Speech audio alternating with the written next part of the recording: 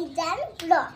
So guys, আমরা আজকে একটা ভিডিও করতে যাচ্ছি। সো ভিডিওটা করার জন্য আমাকে ভিডিওতে কিছুই লাগবে না, আগে ভিডিওটা আপনারা দেখেন।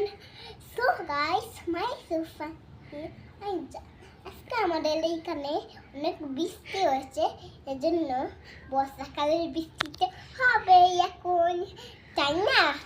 এই জন্য একটু আমি অনেকগুলো ক্যামেরা রাখছি। এই যে দেখেন এয়ারবাস। আজকে বৃষ্টির ওয়েদারটা আমাদেরকে দেখাবো।